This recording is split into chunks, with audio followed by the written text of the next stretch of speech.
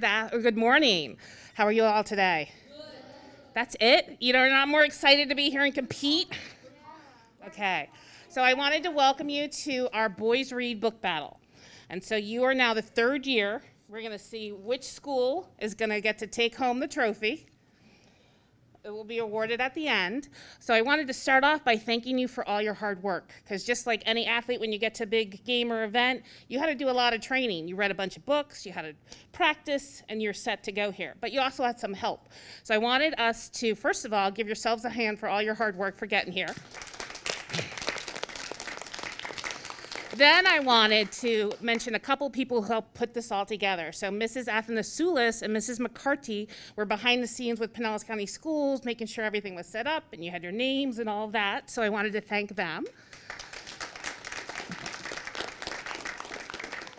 As well as your parents and your teachers and your coach. So they all got you here today and they made this possible. So let's thank them.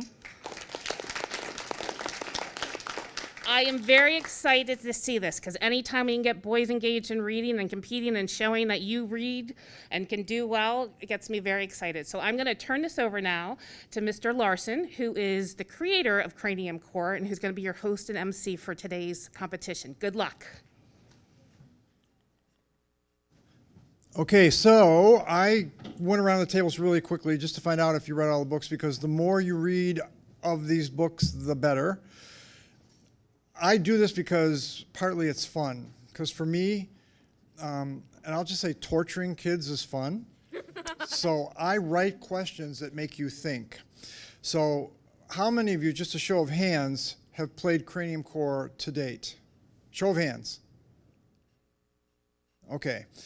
For those of you who have not played Cranium Core, I'm just going to tell you a couple things here that will help you, I think. When the question comes up on the screen, and there will be 12 for this particular game, 2 for every one of the 6 books, you'll have 60 seconds basically to answer the question. And you'll have a little bit more than that actually, because I pause the game and read the question and all the answers, and then I'll unpause the game. So you'll have probably more like 75 seconds or so. And that's important, because what you don't want to do is answer the question right away.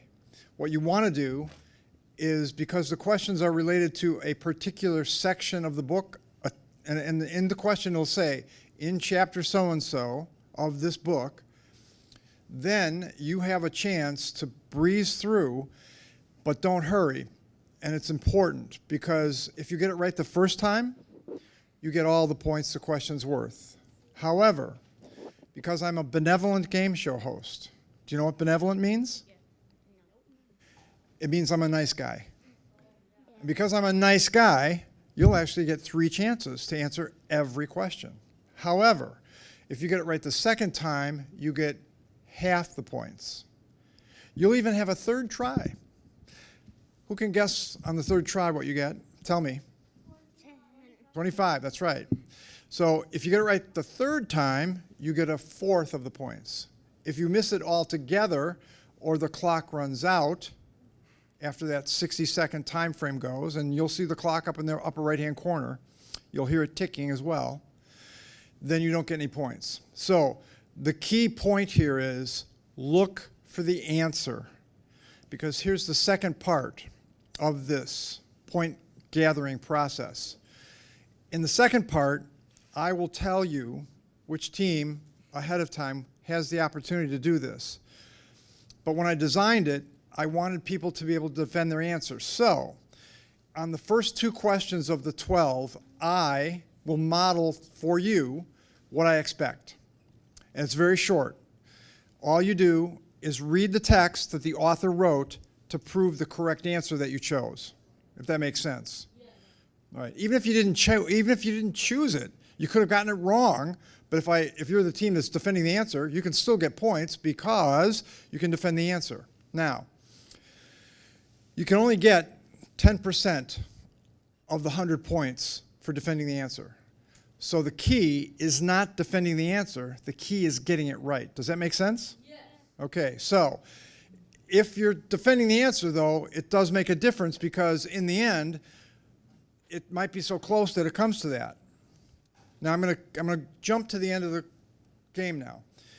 If I have a tie, if 2 or 3 or 4 or all 5 of you tie, which is very unlikely, there is a tiebreaker. And with the tiebreaker, and this is very important to know, with the tiebreaker, it's different. It's a different game. Once I start the game, it's whoever gets it right the first time, time-wise. And I'll be able to see on the screen, and so will you, who got it right the first time, because there's an indicator with each of the 5 teams as to when you got it right. However, if 2 teams are battling it out in the tiebreaker, and one team happens to guess, but gets it wrong the first time, but gets it right the second time because they just were guessing, but because of timing, they got it right the first time, less seconds, right? Does that make sense? Yeah. But the second team got it right further down the road, because again, you'll have 60 seconds, but they got it right the first time, the second team wins the game, if that makes sense, because they got it right. There's no defending the answer on this one, on the tiebreaker. It's just whoever gets it right in the least amount of time and the least amount of questions, if that makes any sense at all to you. But as you play the game, I think you'll get a little bit better feel for this. Again, my hope is there's no tiebreaker. But on the other hand, I want all of you to get right, and I want all of you to tie. So again, I got mixed feelings about that. So you can see the screen on your screen, and you can see it on the enlarged screens here as well, as can the parents. So they can follow along here. So what I've done, and I've told you ahead of time, don't touch the transmitters, correct? Yeah. I told you that. After we start playing the game, you can pick the transmitter up, and don't press it until the time comes to answer the question, because it's relatively sensitive, and it will answer your question 1, 2, 3, or 4 immediately when you press it. So don't keep pressing it. Just press it once if you know the answer. I'm gonna reinforce this because it's worth reinforcing. Talk to each other.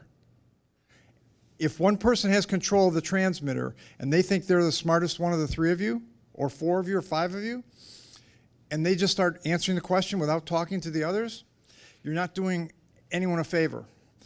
2 heads are better than 1, 3 are better than 2, et cetera, et cetera. So my point is, take your time, keep your eye on the clock because you've got the time, but look for the text. Even if it wasn't your turn to defend the answer, look for the answer and try to defend the answer if you can in your mind, because that's how you get things right. Because there's a lot of fake information that will hit you upside the head when you walk out of here. And parents, you know what I'm talking about. So all I want you to do is be able to look at something and determine whether it's true or not, or accurate, okay? So if there are no other questions, we will start the game. And you can pick up your transmitters. Ready. Now. Set. Go. Now up in the upper right-hand corner, you'll see the clock. I've stopped it, I've paused it because I am like the Pope. I control everything. So I control the clock. I'm going to read the question and all the answers, and I'm going to defend the answer because I've got all the books too. So what I'm going to do is I'm going to play the game, let it run out. You guys answer the question, but I will defend this one and the next one. On question number 3, team number 1 will defend the answer. On 4, team 2, etc. And we'll just round our way through here, right? Until we get all 12 questions done. So, in chapter 12, an attack of the not-so-virtual monsters, which started on page 136, in chapter 12, there was a major turning point in our story. Which of these proves this statement the most? 1, Charlie's relationship with Bex. 2, Jason's attitude and view of Charlie. 3, Grandpa's overall viewpoint of his life. 4, Willa's treatment of Bex. Good luck.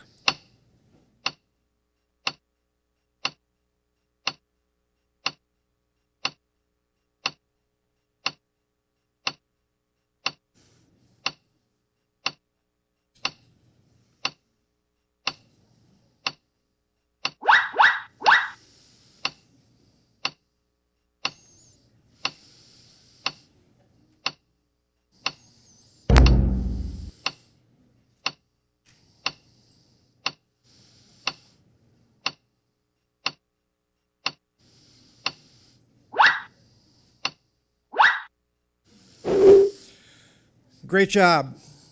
Now, here's what I'm looking for in defense of the answer. On page 148, and you can turn there if you want, on page 148, on the top of the page, it says, Jason's voice was tinged with something I'd never heard from him before. He'd always talked down to his little brother, but right now, he seemed in awe of him.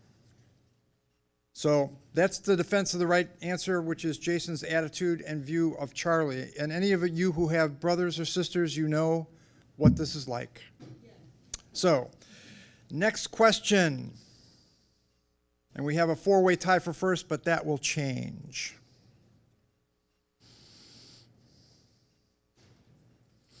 Which of these statements is the most valid based on what we read in chapter 12 in Attack of the Not-So-Virtual Monsters? 1.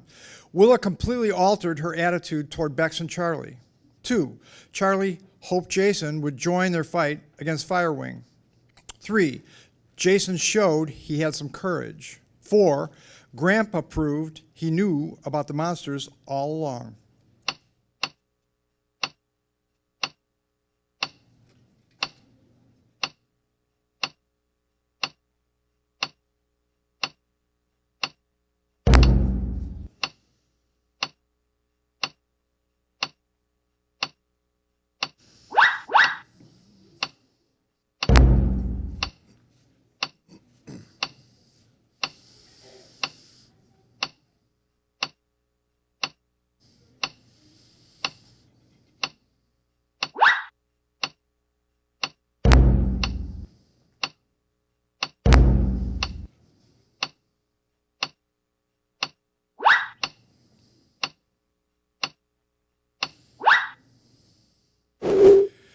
And again, what I'm seeing so far is very good. Just wait as long as you can, and you all got it right. That's really a good sign. Some of you got it right sooner than the others as far as 1, 2, 3, or 4 times, but that's still good. So the correct answer, as we see, is Jason showed he had some courage. And in the middle of page 146, it says, I couldn't decide if it was the bravest or dumbest thing I'd ever seen. So that's the proof. Because oftentimes when you do things that are courageous, they're dumb. I'll just tell you right now. But they're still courageous. So, let's see who's in the lead now. The Lions haven't missed one yet, which is aggravating to me. But that's okay. That'll change.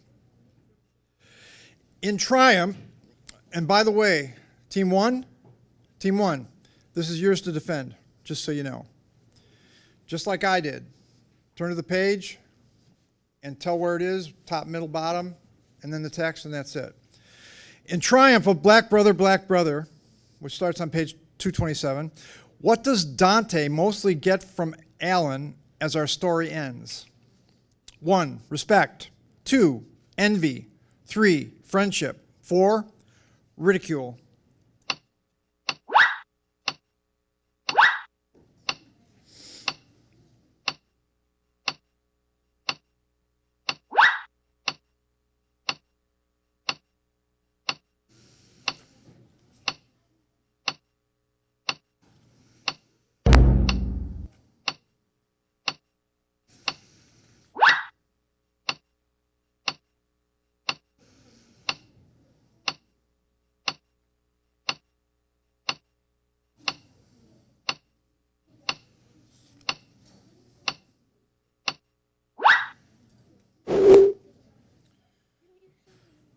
Okay, Team 1, this is yours. I'm going to give you a few seconds to pull it together, but you have to tell me pretty quick because we're trying to move on. So we know the answer is respect. Where in the text does it prove that that is the right answer? I didn't see it. I didn't see it. Where do you find it?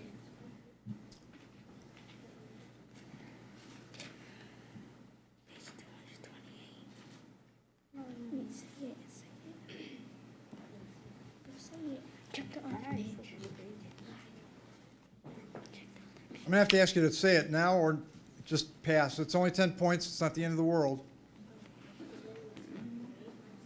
All right, time's up. Here's the answer. In the middle of page 228, it says, he can even dislike me if he wants, but now he has to see me, capital M-E. He has to see me. That's why the answer is respect, not envy, friendship, or ridicule. So, you didn't get any points. It's not the end of the world. You got it right. That's the most important thing. Good job. So, team number 2, you're the next one, just so you know. And the Lions, team 5, haven't missed any yet. And they're in the lead. In Triumph of Black Brother, which of these best describes how Alan eventually handles his defeat to Dante?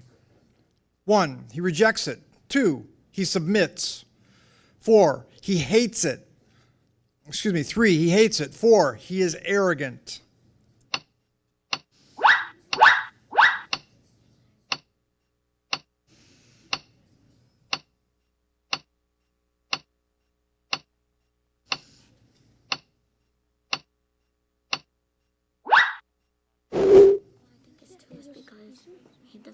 So team 2, where's the proof from the author, in the author's words, that he submits? Captain. Stop. That's not it. The page, top, bottom, middle, and then the text.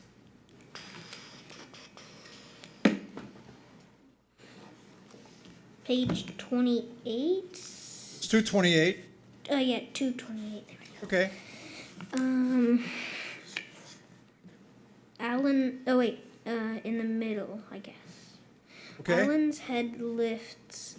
Congratulations. That's it. You got it. You nailed it. Yes. Good job. He's congratulating him, and then through that congratulation, he shows his submission. Now, here's what I'm going to do. You're the book sharks, right? You see the book sharks on the screen?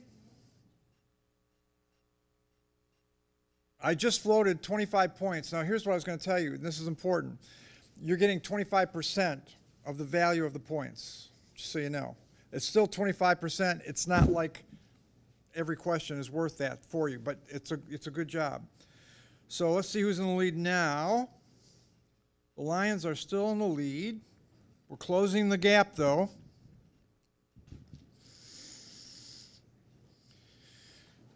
And Team 3, this is yours to defend, so be ready. In chapter 36 of Charlie and Frog, which starts on page 230, what tone did the author mostly set at the end of this chapter based on our text? 1, a determined tone. 2, a realistic tone. 3, a hopeful tone. 4, a sad tone.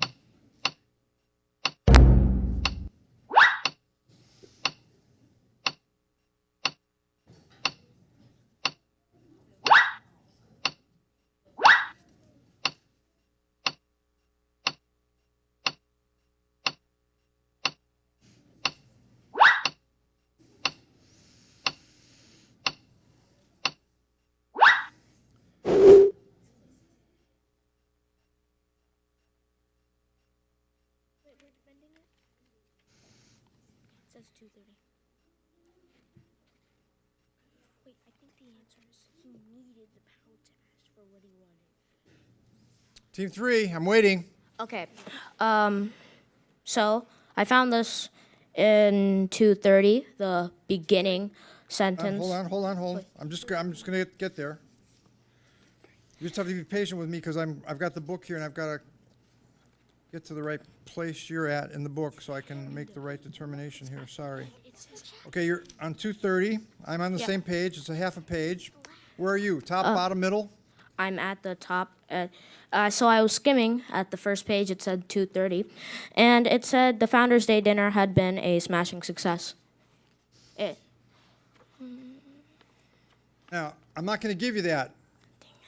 And I'll tell you why. In the question, and this is really important, you have to read the question.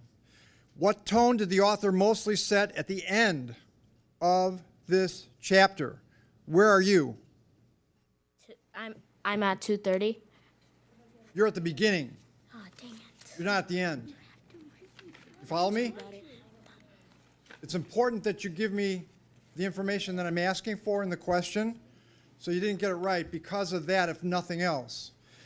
And the correct answer, just so you know, if you go to page 238, and I'll read this to you just for the sake of you knowing. It says, and we know the right answer is a hopeful tone. He's hopeful. At the bottom of page 238, it says, he needed that power now to ask for what he wanted. Charlie asked to speak to Grandpa Soul in private. He was hopeful in what he said. It was a different hope, though. Yours was still hopeful, but it was not hopeful for what this whole chapter is about, which is the power, right? And that's the key part. So I'm not going to give you any points for that, but it was a nice try. Again, read the question, though. That's the important part. The Lions are still in the lead. And Team 4, this is yours. In chapter 36 of Charlie and Frog, why, given our text, did Aggie treat Tony the way she did? 1, Aggie did it to be difficult. 2, Aggie did it to be sympathetic. 3, Aggie did it to be jealous. 4, Aggie did it to be insulting.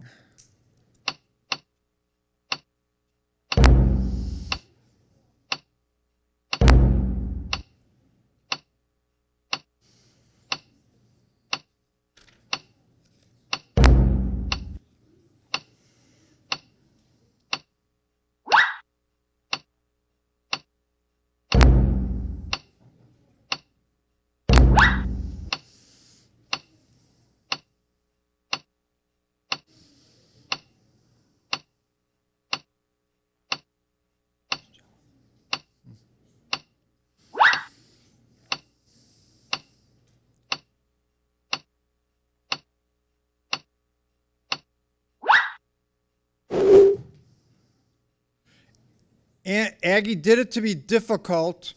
And where's the proof of this one?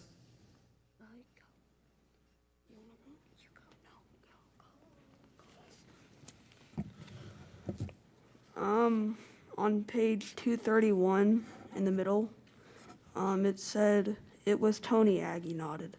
DJ forgave me. Hold on, wait a second. 231 in the middle. Where are you now? It was Tony. It was Tony. I see that, okay. It was Tony. Aggie nodded. DJ forgave me for telling her secret, but she also forgave Tony for burning it. I couldn't believe it. How does someone forgive something for so awful? But DJ did. She said she didn't want hate in her heart, but not me. Yeah, and again, I'm not going to give you that because the question is, why did she treat her the same way?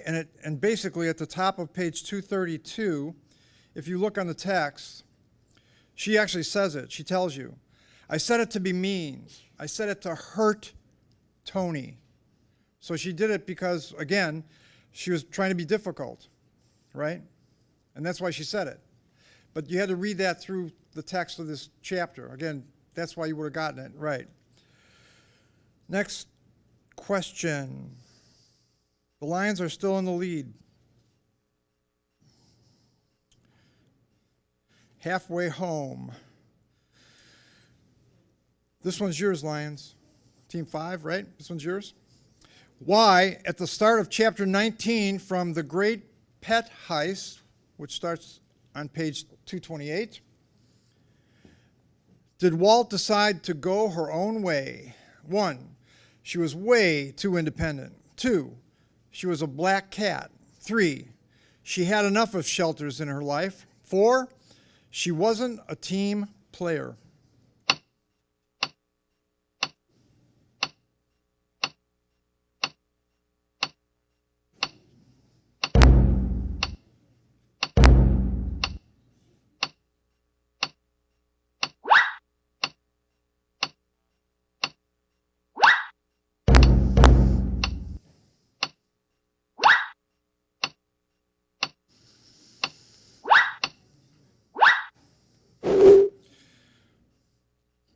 So the correct answer is she was a black cat.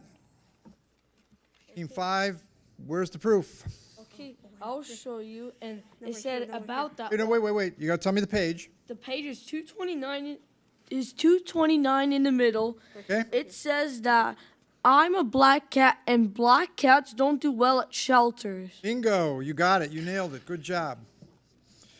So, I go over to the Lions, and you got 25 extra points to add to your lead. Whoop, you missed one. You missed this one. I didn't even pay attention to that. Well, that makes my heart feel good because, you know, I write these questions. I want someone to get some of them wrong anyway. Why, at the start of 19, Team 1, this is yours again, just so you're ready. Why, at the start of Chapter 19 in the Great Pet Heist, was Madison not an option as a guardian? 1, Madison was not old enough. 2, Madison's aunt disappeared. 3, Madison had no experience as a guardian. 4, Madison lived alone.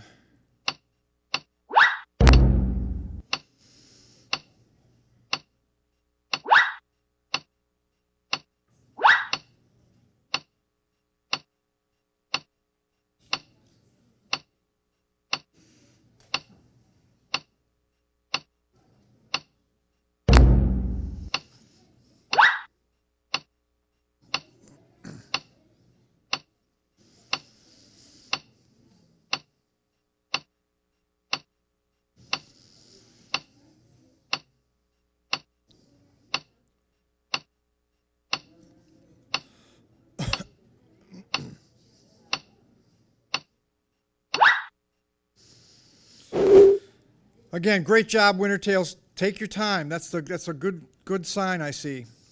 So, Team 1, Madison lived alone was the correct answer. Where's the proof?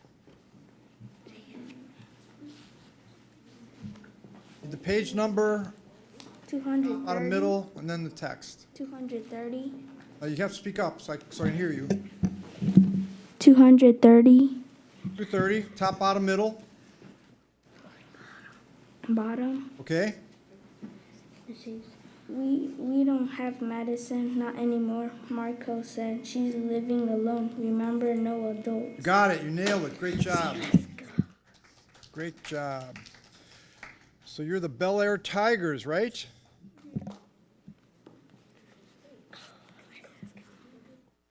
Next question. This is Team 2. This is for you. Ooh, the Bel Air Tigers reading squad took the lead. We got a barn burner. In Chapter 11 of Power Forward, which starts on page 67, how did Nana Abu's involvement with Kabaddi as a boy most compare with Saeed's involvement with basketball today? So you're comparing two things. 1, they were identical. 2, they were similar. 3, they were similar but different. 4, they were different.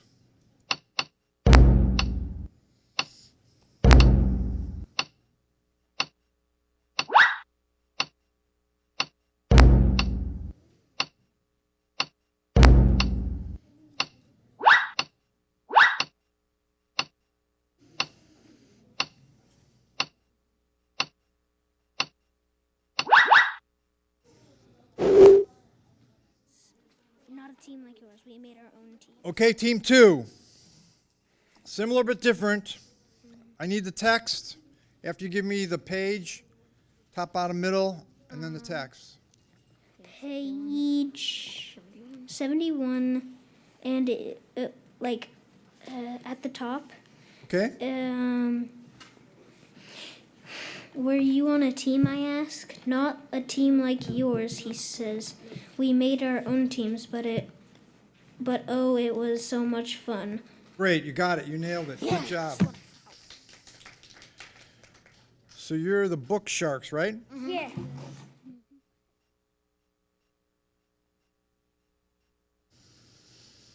Next question. Wintertails, this one's up to you to defend.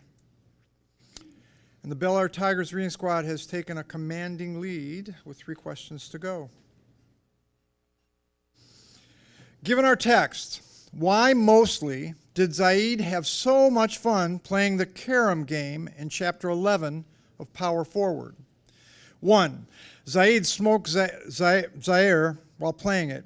2. Zaid especially liked learning new games. 3. Zaid was really excellent at playing this game. 4. It was a favorite game of his grandfather.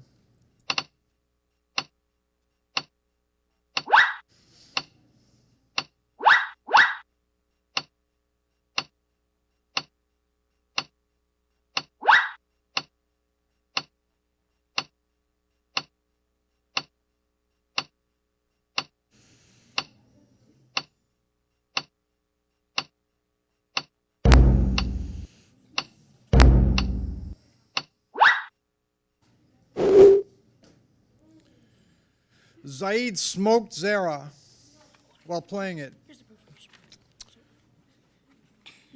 But I get the hang of it faster than Zara. We have to prove it. We say it. It says in page 73. Yep. Top, bottom, or middle? I think middle. Yeah, I think middle. It says. Well, now here's the thing. Are you looking at the text? Because you got to read me the text. 73. Yeah. So it says that, but I get the hang of it faster than Zara and easily beat her. Okay. And again, I'll give you that. That's good. The other one that's also defense of it is at the very bottom of that same page, 73. So for the next hour, it feels great to cream her at Carom. So whether you say cream her at Carom or beat her, you got it. You got the points. So you're winner tails. Good job. Now let's see what the standings are with 2 questions to go. And this one's yours, Team 4. It's neck and neck for the second place, but number 1 has gone to the Bel Air squad. In chapter 25 of Total Eclipse of Nestor Lopez, which starts on page 253, how did Nestor's willingness to allow the Thule Via to succeed most compare to Humala's willingness? So again, you're comparing 2 things here, right? 1, they were different. 2, they were identical. 3, they were similar. 4, they were opposite.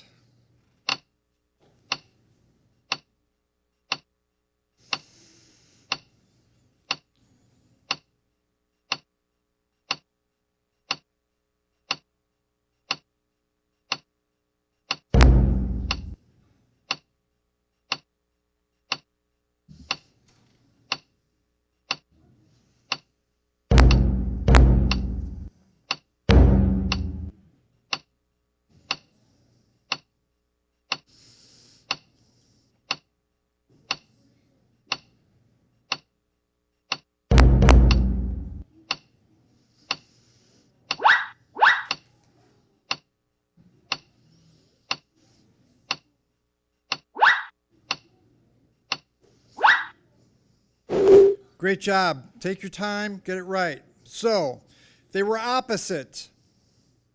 Where's the proof that they were opposite?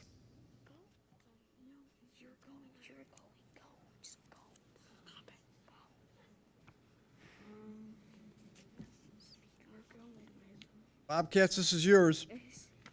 We're trying.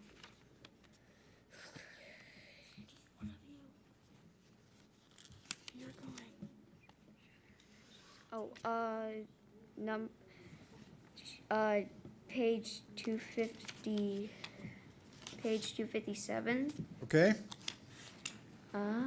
Top, bottom, or middle? To bottom. Okay. We can help you stop her, I say, getting up and holding my hands out to her. Miss Humula stands holding an arm. You have to speak up a little bit more clearly. Miss Humula stands holding an arm that hangs at an unnatural angle. Her shoulders shudder as she sighs. She'll grow weak if Miss Humula stops and presses her lips together. Now, here's the thing. You're not talking clear enough. I've got to hear the text, and I can't find the text that you're pointing to at 257.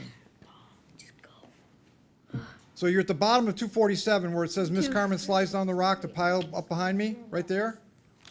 On the bottom of 250. Is that where you are? I said We're at the on- bottom of 257. You said 257, I thought, but that's okay.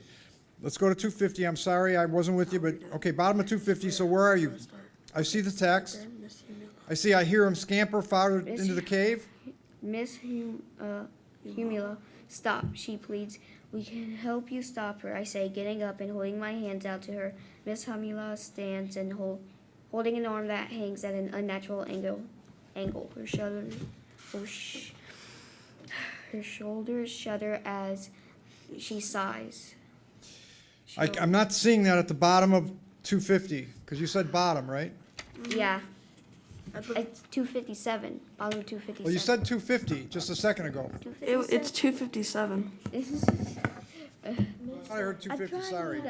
I told you guys. Okay. Miss Humula stands holding an arm that hangs at an unnatural angle. Her shoulders shudder as she sighs. She'll grow weak if Miss Humula stops and presses her lips together. If what? Mayor Cameron says. Tell us. So you're at the bottom of 257, right? Yeah. Because again, I can't give that to you because that doesn't show that it's opposite. Okay. If you go to the top of that same page, though, it says it outright. The text tells you it. Oh God. At the top of 257, it says, but we can help you, I tell her. We can stop her together. So they think they can stop her. But the opposite is the next sentence. Miss Humala shakes her head. That's why the answer is they were opposite. One thought they could, one thought they couldn't. They were opposite. So I can't give you that one. But you got the question right, so that's the most important part. Okay. And the last question is yours.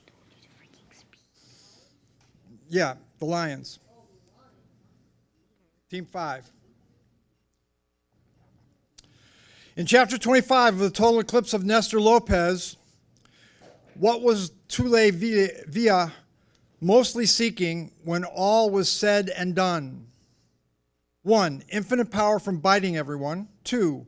New Haven's destruction. 3. The power of the total eclipse. 4. Nestor's ability to communicate with animals.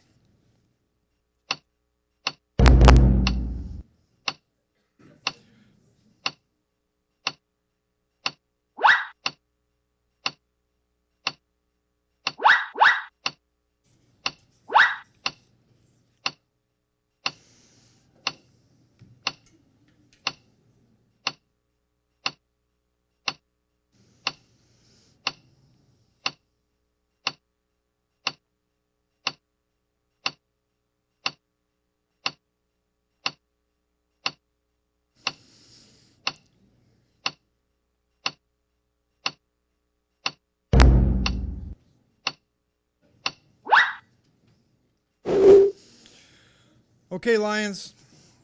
So give me the page and the text. Sorry. Okay.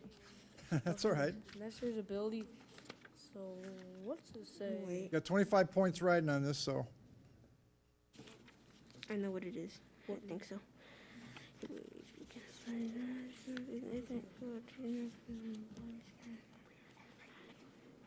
What's the page, Alex?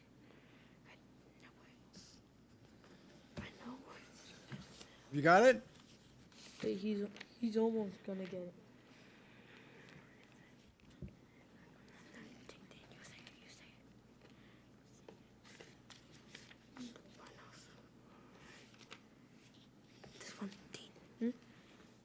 Okay. It is page 262, right around the top. It says that. Bottom of the top, you said? No, it says on the top. By the top of 262. Okay, top of 262. Yes, it says that. Who says I won't just take your little friends when I'm done with you anyway?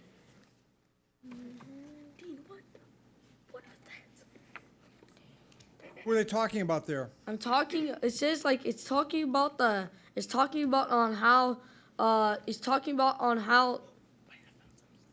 It's talking on like it says like, it's like, wait wait a minute. And then read this Wait. as well. Read this, just one this. Okay, it says. Who can't?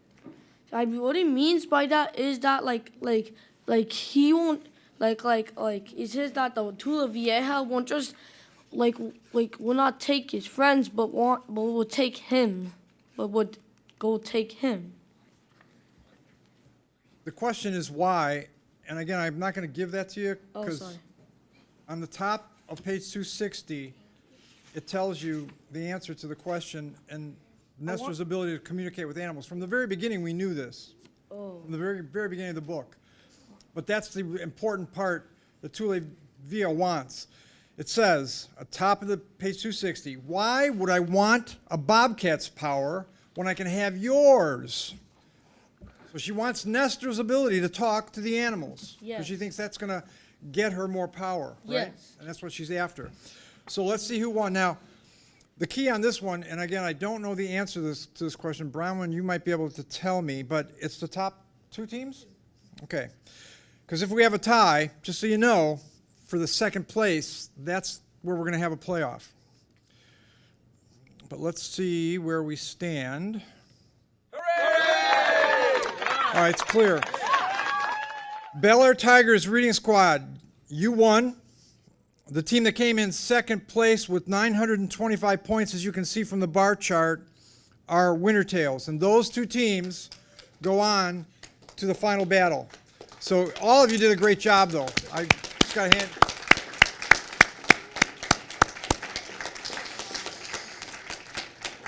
So the most important thing for me, and I hope for you, is just to have fun while you're reading the book and figure out what the heck is going on in the book, because there's a lot going on in all these books, really, as you think about it. So, but I think you guys did a great job. I'm really proud of you. So, are there any questions before you exit stage left? And I think we're going to exit stage left. That's next. Okay.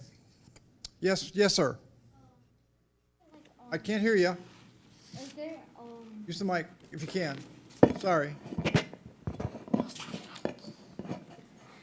is there like another battle of the books for the next year?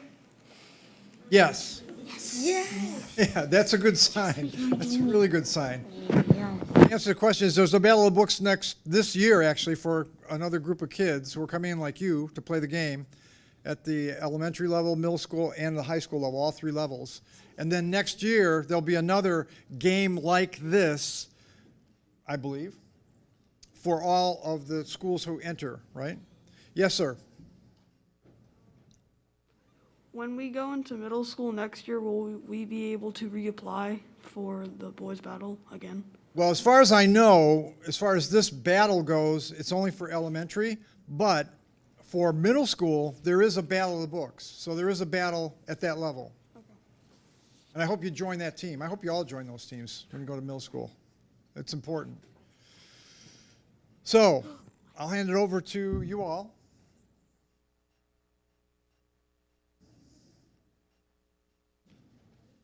Okay, so we're going to have you all go down to E111 right now, and then you'll wait there because we're going to do lunch after the next battle, and then we'll have the winners, and you're more than welcome to stay and watch the final battle, but we're going to take you down. There's some water. You'll be able to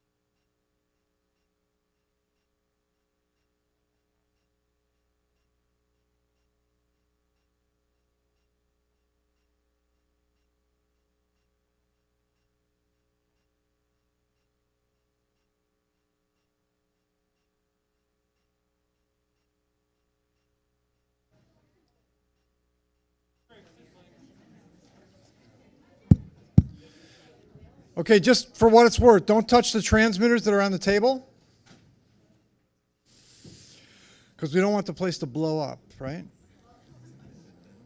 All right, so welcome everybody. I didn't have a chance to come out and see all you, but just on a show of hands, I'm curious. Who has read all of these 6 books of the teams? Good, that's really good. The more you read, the better, especially for a game like this, but just in general. I'm going to talk to you a little bit about the process. How many, with another show of hands, have played Cranium Core before? All of you, except who hasn't played? Okay. Now, for those of you who haven't played, I'm just going to run down really quick, or those of you who have, I'm going to run down really quick, also for the parents' sake, what to expect here. First of all, there's a game that I made that's a building level game that's identical to the semifinal and final, and identical in that it has 12 questions. So the game you're about to play has 12 questions. Now, one thing I'm noticing as I'm looking out there, and this is really important for Bronwyn and I, there's 5 teams. I see there's no team 4 here. We only have 11. Well, I only see, I mean, we had 5 to begin with, and we only have 5 here. So I'm just curious. So just hang on for a second, because I really would like to know what happened to Team 4.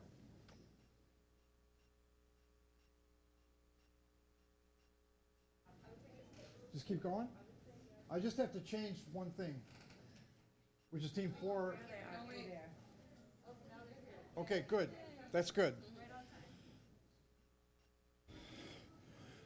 So, you know what? You guys just barely made it. Don't touch the transmitter, just so you know, until we start playing the game. And you really haven't missed anything, because I'm just going over the what to do next in the game. So, with this game, there are 12 questions. And unlike the last game we played, which had 5 teams, you, as a group, will not have the advantage of the second part of how to get points. And let me explain that. If you've played Cranium Core, you might already know this, but then again, you might not. There's 2 parts to each question for point, I'll just say retrieval. The first part is easy. There are 4 answers to every question, but I'm a benevolent game show host. How many know what the word benevolent means? I'll give you another explanation. I'm nice. So I'm a nice game show host. So you have, for every question, 3 chances to get it right, which is great. However, when you see the time frame for every question, you're going to see 60 seconds and the clock in the upper right-hand corner. I'm going to show you all this when we start playing the game, and the parents will see it too. What I don't want you to do, I don't want someone to grab the transmitter, who is ever on the team that grabs the transmitter, and then start answering the questions without talking to the teammates. Because 2 heads are better than 1, 3 are better than 2, etc. Correct? And with each question, it's going to tell you the chapter of every book that the question revolves around. So you don't have to worry about the whole book. You just have to worry about a single chapter. And you may not even have read the book with 60 seconds, and actually more like 75, because I'm going to read the question and every answer before I start the clock. So you'll not only have 60 seconds, you'll have another maybe 15. And if you take your time, the full 75 seconds, and you breeze through the chapter, you'll do a very good job trying to answer the question. Because the second part of getting points is each of you will have 2 opportunities to do this, and you'll get 25% of the value of the question if you get it right. You'll get a chance to prove the right answer by reading the text that the author wrote to make sure it was the right answer. Does that make sense? So each team will have a chance to get an extra 50 points if they both got it right when their time came up. So team 1, you'll get question 1. Team 2, 2, etc., right? And since there's 12 questions and there's 6 teams, you'll each have 2 chances. What I want you to do also, and this is very important, it's way, way, way, way more important to get every question right the first time. Because if you get it right the first time, you get all the points. If you get it right the second time, you get half the points, which is how much? 50. If you get it right the third time, how many points? 25, right. So if you get it wrong 3 times or the clock runs out, you get no points. So what's the best thing to do? Get it right the first time, right. And the added bonus of getting the extra 50 points is just that. It's an added bonus. Now for me, it's really important, but because I had to fit it into this kind of a game, we're taking turns this time, all right? Before each question that you're going to defend, I'm going to simply say to you, Team 1, this is your turn. So you know. Team 2, etc. When I go down the line, right? Or I'll say McMullen Booth. I'll say your team name probably, rather than just Team 1. Okay, so with all that being said, let's start the game. Grab the transmitters. Ready. Set. Go. In chapter 12, now one thing I'll stop and say, up in the upper right-hand corner, you'll see the clock, right? And you'll hear the clock ticking. You'll also see your team names on the scoreboard. And that's where your points will show up. That's all. It'll say, well, actually right now it'll say whether you got it right or wrong, green or red. Or no, I don't think it's red.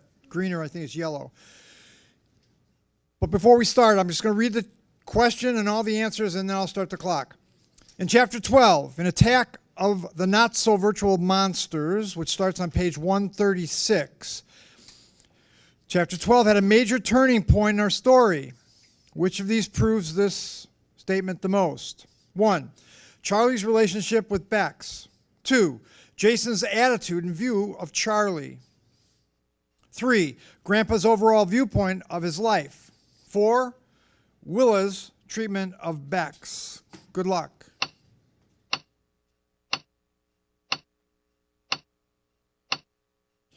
And Team 1, like I said, McMullen Booth, this is yours to prove. So get ready.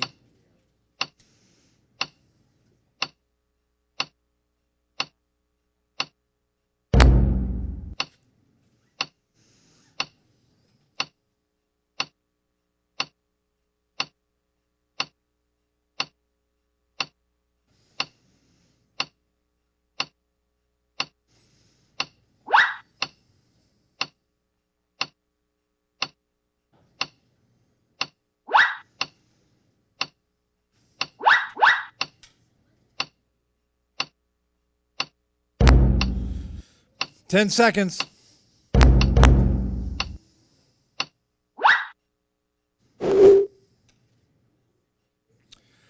Okay, McMullen Booth got it wrong because they didn't answer it correctly 3 times, and I know they did that on purpose because they wanted the whole world to see what it looks like when you get it wrong 3 times, but you can get points.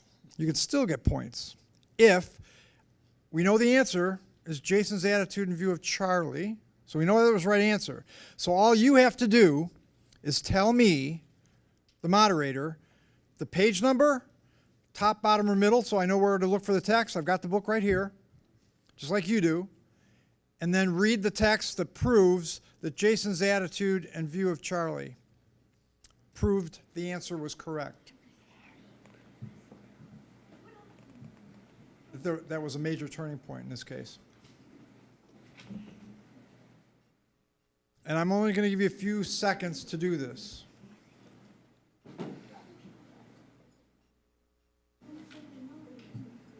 Now I'm going to assume you don't know the answer to this, but here's what happens, just so you know. If I'm them, here's what I do to get these points. On page 148, you can all turn to 148. The top of the page, here's what it says. Jason's voice was tinged with something I never heard from him before.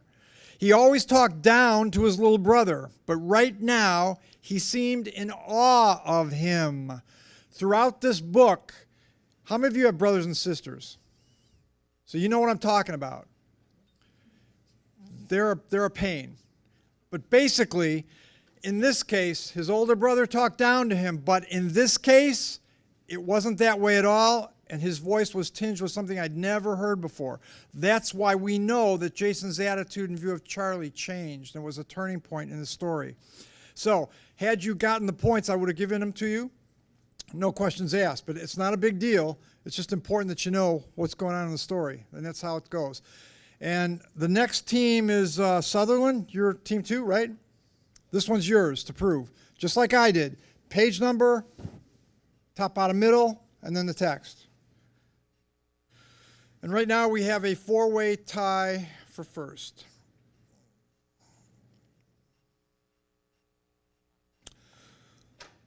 Question 2, which of these statements is the most valid based on what we read in Chapter 12 in Attack of the Not-So-Virtual Monsters? 1, Willa completely altered her attitude toward Bex and Charlie. 2, Grandpa proved he knew about the monsters all along. 3, Jason showed he had some courage. 4, Charlie hoped Jason would join their fight against Firewing.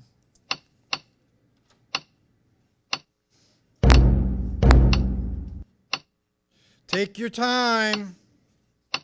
That sounded like somebody answered right away.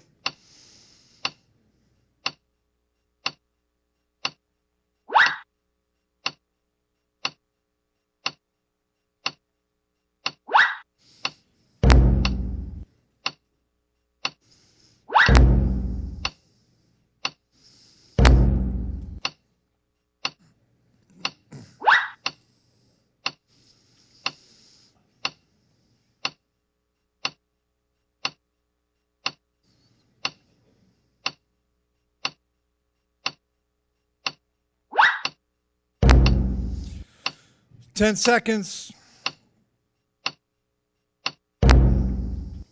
All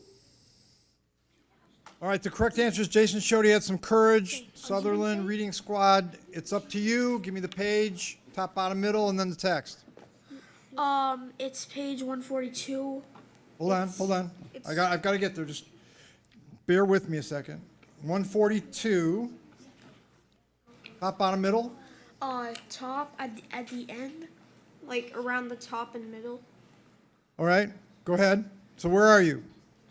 What's the text? Read it. Jason let out a loud laugh. What, you're going to fight a monster, noodle arms, you need me. Now, here's the thing. I'm not going to give that to you. Because, again, the question is, which of these is the most valid? And it says Jason showed he had some courage, right? All he's doing there is really doing what he does all the time, which is make fun of his little brother.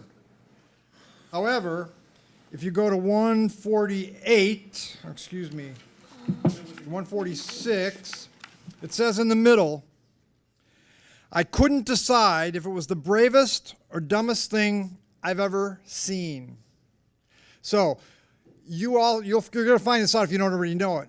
Oftentimes when you do courageous things, they're dumb. But people do them anyway, and they end up being courageous. And that's exactly what happened here. And that's why that's the right answer. And that's why it's the proof. So I can't give it to you, but that's okay. It's not the end of the world. At least you know why. Sutherland Reading Squad. Haven't missed any yet, and that's aggravating, but that's okay. You're doing well. In Triumph of Black Brother, which starts on page 227, what does Dante mostly get from Alan as our story ends? 1, friendship. 2, respect. 3, envy. 4, ridicule. And Garrison Jones, Buccaneers, this one's on you to prove, just so you know.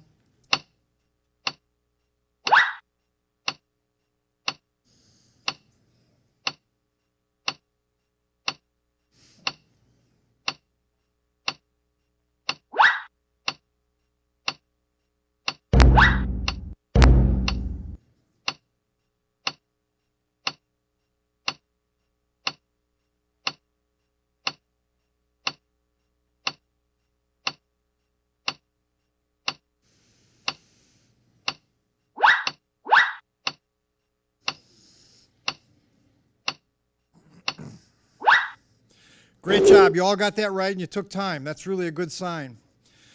So the correct answer is respect. And Garrison Jones, give me the proof. Where in the text do we know he got respect?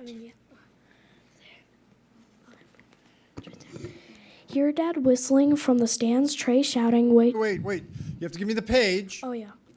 227.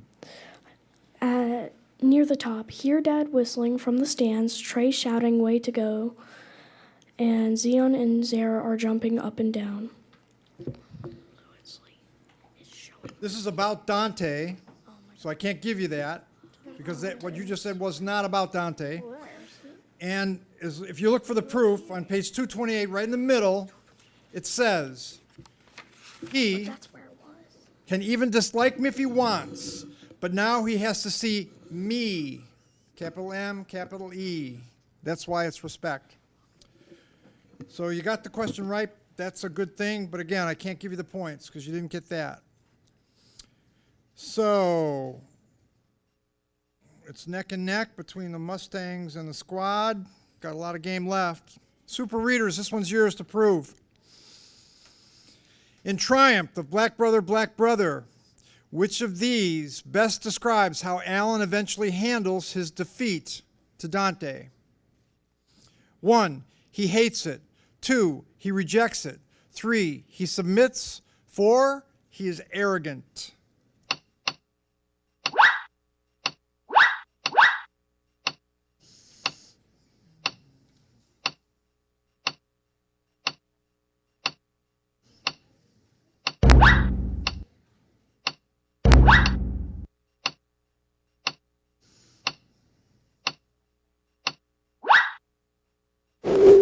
Good job. Again, you all got it right. So, Super Readers, what is the proof? On what page?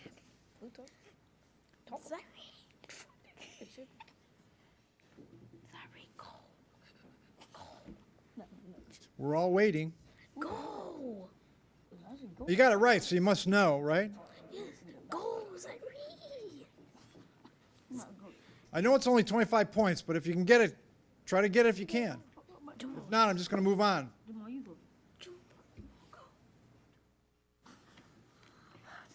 Okay, I'm going to move on. Here's the proof, though. Middle of page 228. Alan lifts his head. It says, Alan's head lifts. Congratulations.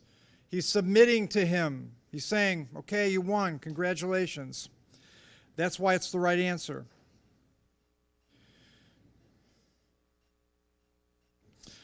Midtown Mustangs, this one's yours to prove.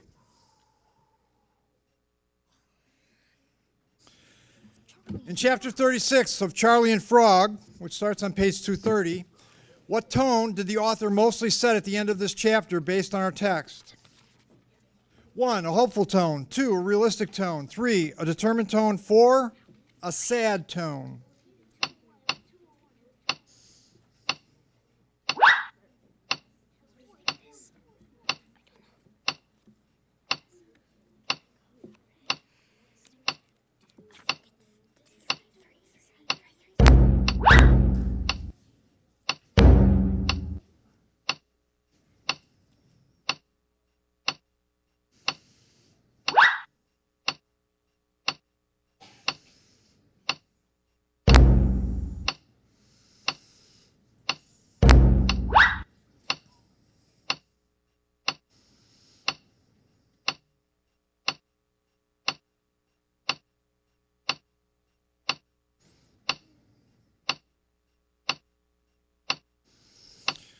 Ten seconds.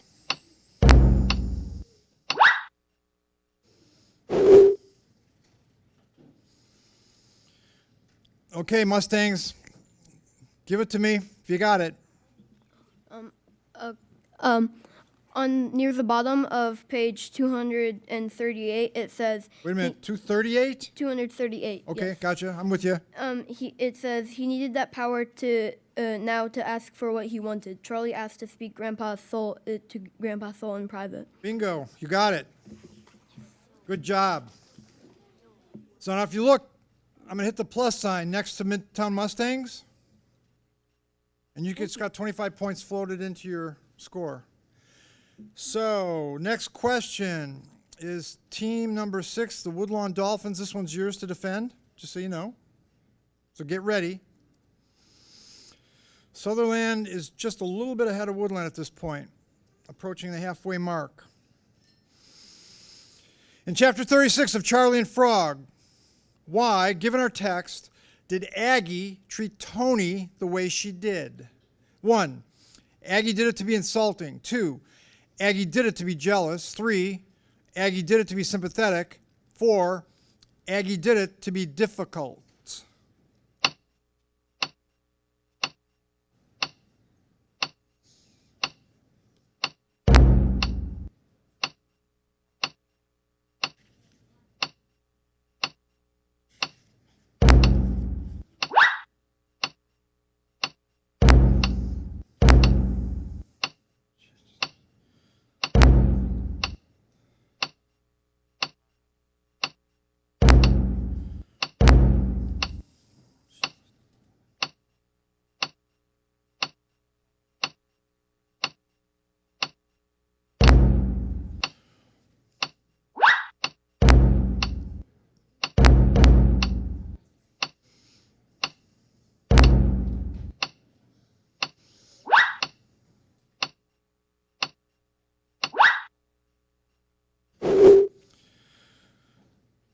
Okay, Dolphins, tell me where you see the answer to Aggie did it to be difficult.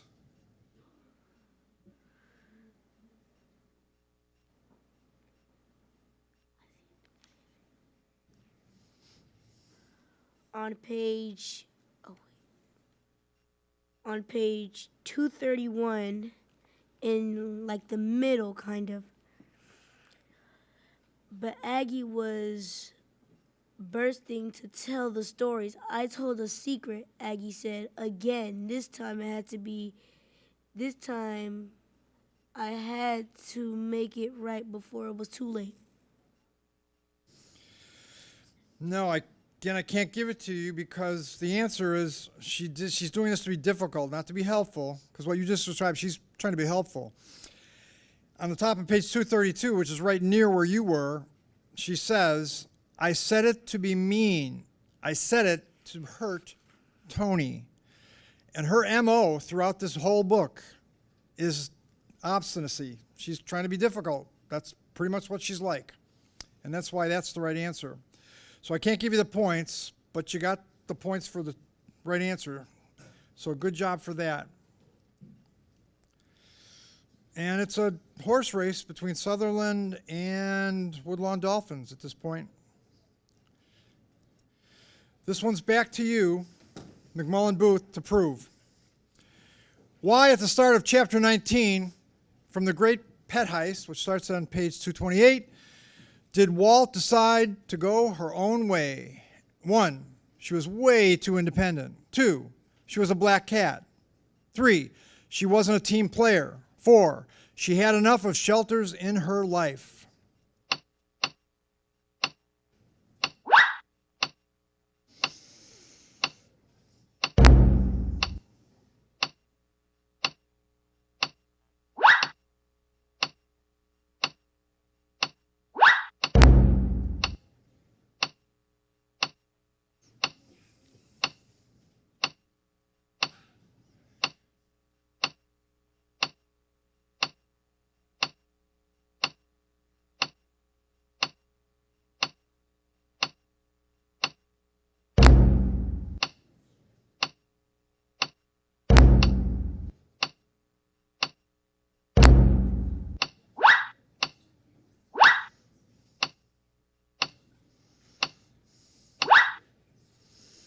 Okay, great job. Just take your time. So, McMillan Booth, where's the proof that I'm a black cat? On page 229, at the top and kind of at the middle, it says, about that, Walt said, cut him off. I'm not going to the shelter. I'm a black cat, and black cats don't do well in shelters. Bingo. Good job. And that's exactly what I'm after. The text that proves the answer. So, Sutherland, this one's on you to prove. Dolphins are in the lead, slightly over Sutherland at this point, with 5 questions to go. Why, at the start of Chapter 19 in The Great Pet Heist, was Madison not an option as a guardian? 1. Madison had no experience as a guardian. 2. Madison's aunt had disappeared. 3. Madison lived alone. 4. Madison was not old enough.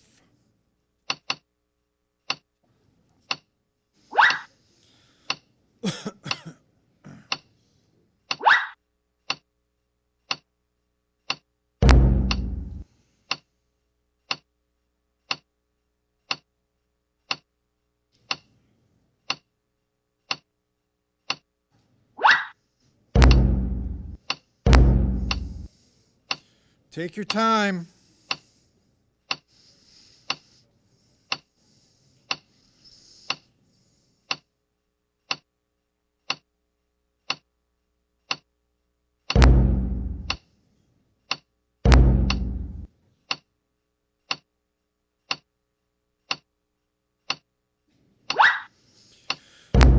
Ten seconds. Never mind.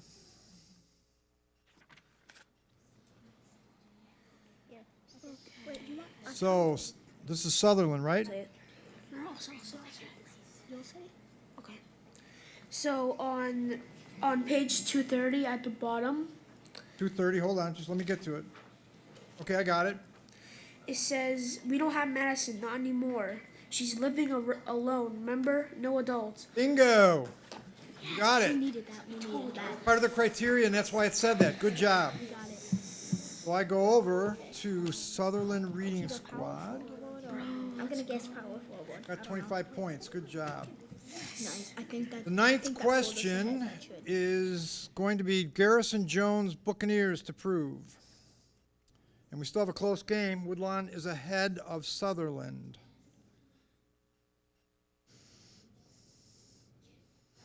In Chapter 11 of Power Forward, which starts on page 67, how did Nana Abu's involvement with kabaddi as a boy most compare with Zaid's involvement with basketball today? You're comparing these things. 1, they were similar but different. 2, they were different. 3, they were identical. 4, they were similar.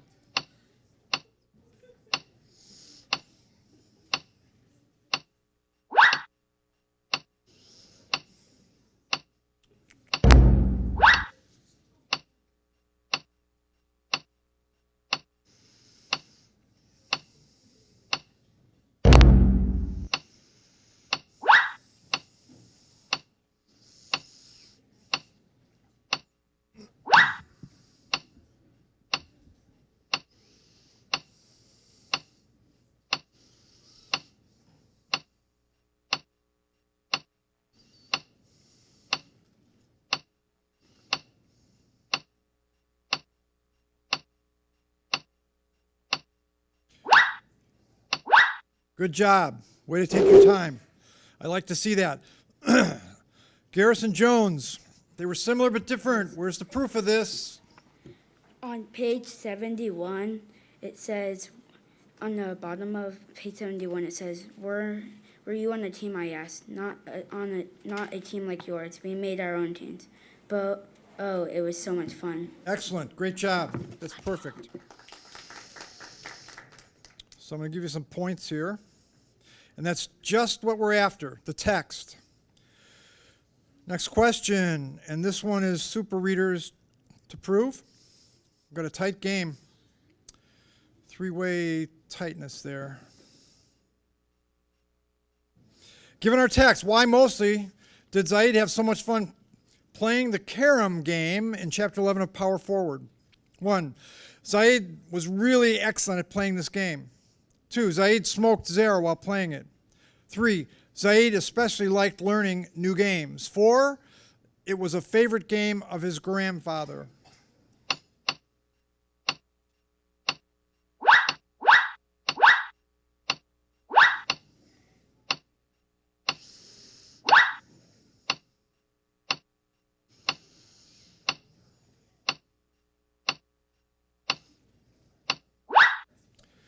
Yeah, you all got that right really fast, which makes me think I should write harder questions. But this one's super readers to prove.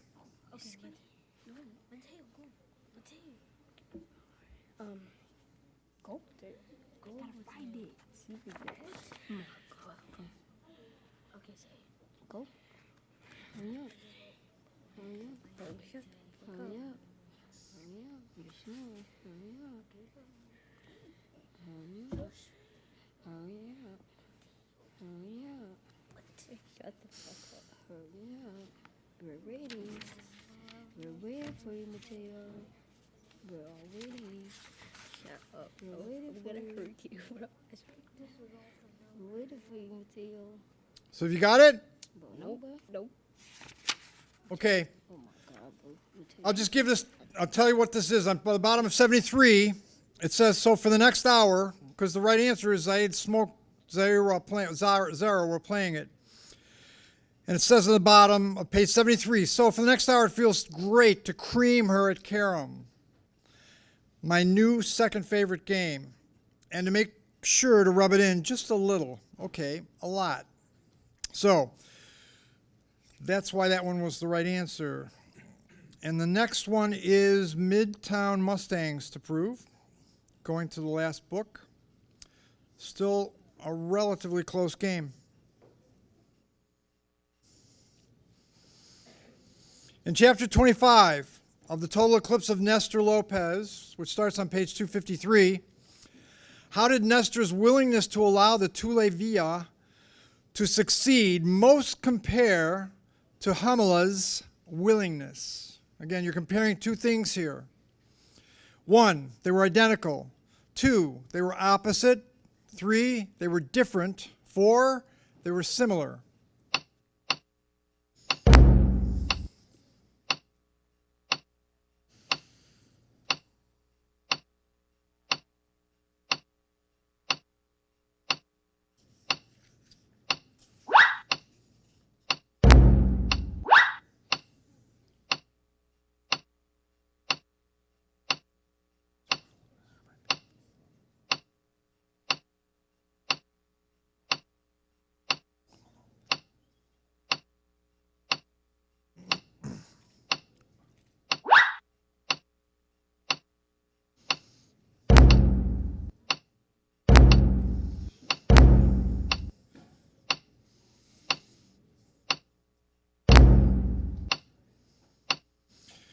Ten seconds.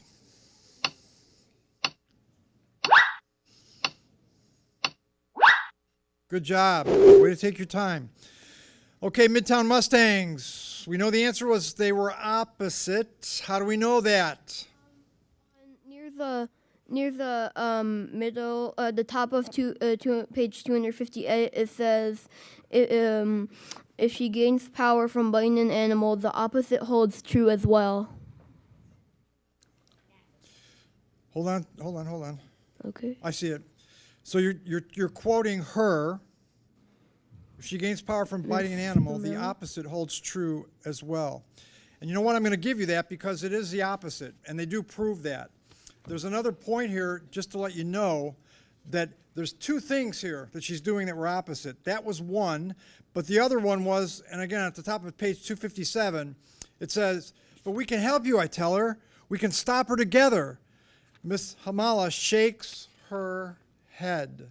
So we know there that she's doing completely the opposite. So there's two things there that are opposite. So you got both of them, though. That's good. That's really good. Thank you. So good job. Thank you. Woodlawn Dolphins, the last question is yours to prove, and you're in the lead with a close horse race for second, it looks like right now.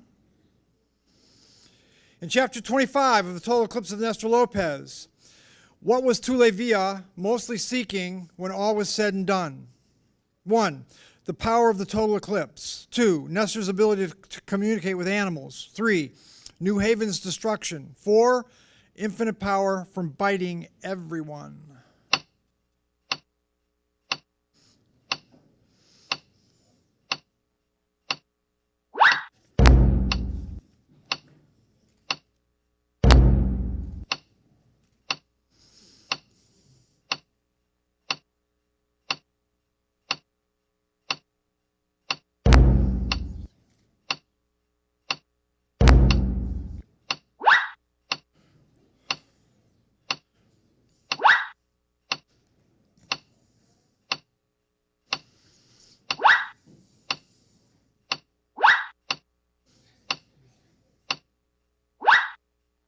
Good job. Way to take your time. So the answer is Nestor's ability to communicate with animals. And from the very, very beginning of this book, we know that that was a major theme here.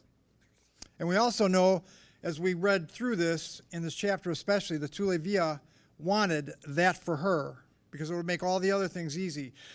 The key word here is mostly in the question, because she may have wanted all these things, but that's the one she really, really wanted. So how do we know that, though?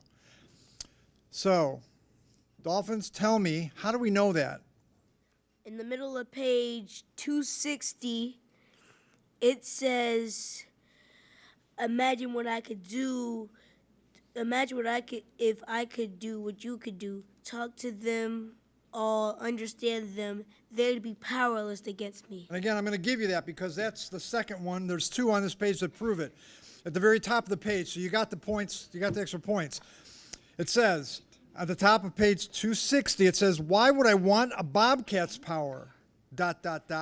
when I can have yours? And again, what she's talking about is his ability to communicate. But you nailed it, and I'll give you the points for that because of that as well. So let's see who won and came in second place. Hooray! So Sutherland, you won. And the Woodland came in first place. Sutherland came in second place with 275, and they go on. Those two teams go on. So you all did great, though. Great job. Are there any questions? Yes, sir. Now you have to talk in the mic so we can hear you. What about, I think you forgot to give us our 25 points after the, what question was it? I don't know. That's the thing. Why was And it? then we would have been in front of Oh, wait, yeah. Southern Why winning was we only squad. one? Never mind. Yeah, we forgot. Okay. Well, the other thing, even if I forgot, and I may have, that may be true, but even if I didn't, looking at the scores, it wouldn't have changed the relationship of the who's going to go next anyway, so it doesn't really matter as much. The most important thing is, can you prove what you're saying? And that's a really, really important thing to practice, just like reading is and talking and all these things are. So, with no further ado, it's lunchtime, I think, and two of you will come back for the finals. I'll see you then. Thanks.